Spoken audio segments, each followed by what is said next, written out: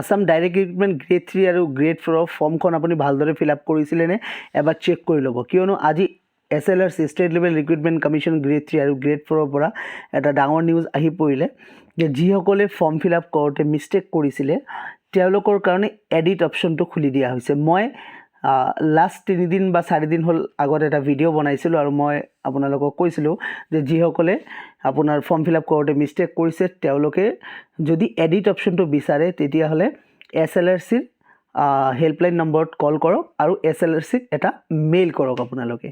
তো maximum ষ্টুডেণ্টে mail কৰিছিলে আৰু ফোন কৰিছিলে, মোক পিছত হোৱাটছএপত জনাইছে।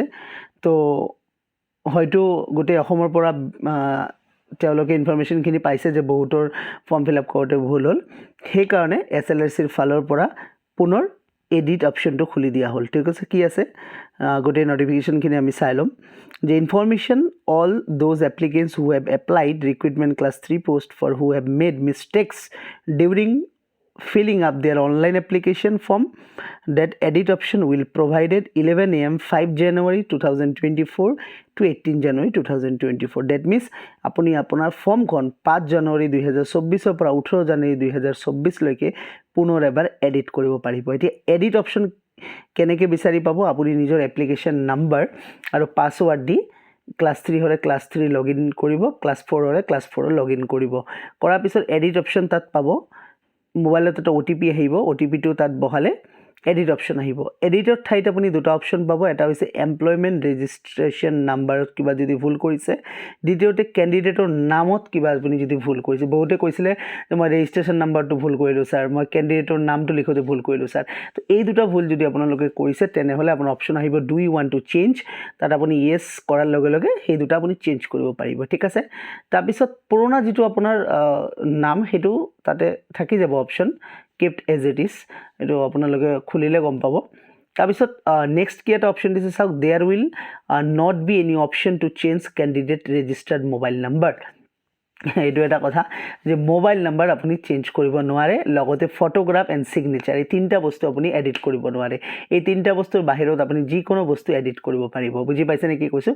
There will not any option to change candidate registered mobile number, photograph and signature এই তিনিটা বস্তু আপুনি এডিট কৰিব নোৱাৰে। তাৰ বাহিৰে সকলো বস্তু এডিট কৰিব পাৰিব। যদি আপুনি পাৰ্চেণ্টেজ লিখোঁতে ভুল কৰিলে, কিবা কলেজৰ নাম লিখোঁতে ভুল কৰিলে, ইউনিভাৰ্চিটিৰ নাম লিখোঁতে ভুল বা কিবা হয়তো আপুনি লিখাই নাই, তাত আপুনি ব্লেংক থৈ দিলে, এই গোটেইখিনি আপুনি ফিল আপ কৰি দিব।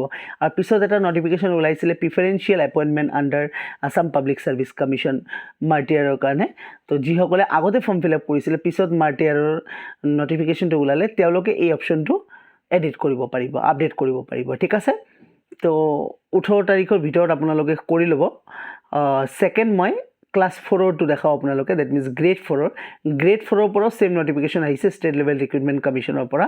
তেওঁলোকেও ছেইম কথা কৈছে যে 5 জানুৱাৰীৰ পৰা 18 জানুৱাৰীৰ ভিতৰতে আপুনি এই এডিটখিনি কৰিব পাৰিব। তো এই নিউজটো সকলোৰে কাৰণে ভাল নিউজ, যিসকলে এতিয়ালৈকে গম পোৱা নাই যে আজিৰ আছাম ট্ৰিবিউন নিউজ পেপাৰত এই নটিচটো আহিছে। তো তেওঁলোকে ভিডিঅ'টো চালে নিশ্চয় ভাল পাব, কিয়নো তেওঁলোকৰ কাৰণে পুনৰ এবাৰ সুযোগ আহিল যিখিনি মিষ্টেক কৰিছিলে এই মিষ্টেকখিনি শুধৰাই ল'বৰ কাৰণে। তো ভিডিঅ'টো তেওঁলোকলৈ শ্বেয়াৰ কৰিবলৈ নাপাহৰিব। তো নেক্সট মই এক্সাম কেতিয়া হ'ব পাৰে, আৰু মই কৈছিলোঁ আপোনালোকক ষ্টাডি প্লেন এটা দিম, এটা হৈছে বেচেলাৰৰ কাৰণে আৰু এটা হৈছে যিসকলে ছাৰ্ভিচ কৰি আছে ছাৰ্ভিচৰ কাৰণে। তো ষ্টাডি প্লেনৰ ভিডিঅ'টো অতি সোনকালে আহিব, চেনেলটো আপোনালোকে ছাবস্ক্ৰাইব কৰি ৰাখিব। ধন্যবাদ, good night all of U.